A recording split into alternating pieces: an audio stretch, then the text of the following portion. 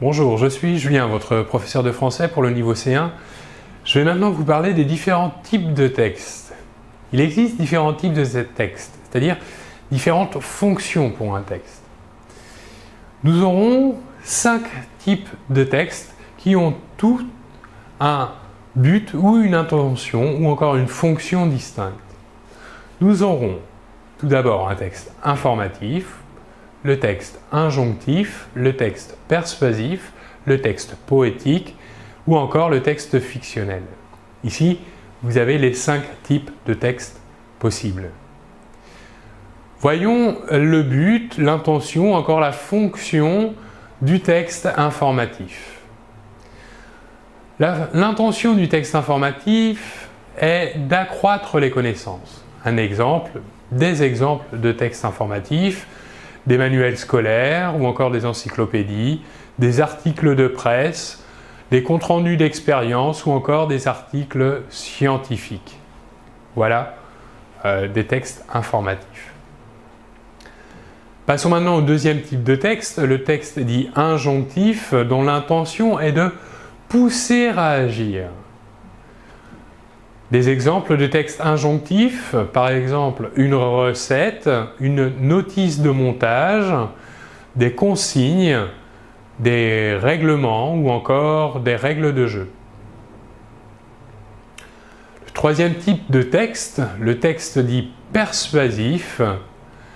Ici, le texte persuasif a une fonction ou pour intention de modifier les opinions. Par exemple, la publicité, ou encore une critique de film, de livre ou encore d'œuvres d'art, un éditorial, un plaidoyer, une dissertation ou encore un essai. Passons au quatrième type de texte, le texte dit poétique. Son intention est de créer un univers imaginaire. Ici, le texte poétique est très important dans l'utilisation du langage, des images ou encore des sonorités. Par exemple, comme texte poétique, nous pourrons trouver une prose, une chanson, une comptine, un slogan publicitaire ou encore un proverbe. Enfin, dernier type de texte, le texte dit fonctionnel, dont l'intention est de créer un univers imaginaire. Ici, ce qui est important dans le texte fictionnel, c'est l'intrigue, les événements, le suspense, le mystère ou encore l'histoire. Voici des exemples de textes fictionnels. Nous aurons par exemple une nouvelle, un récit, un conte, un roman, une blague ou encore un scénario.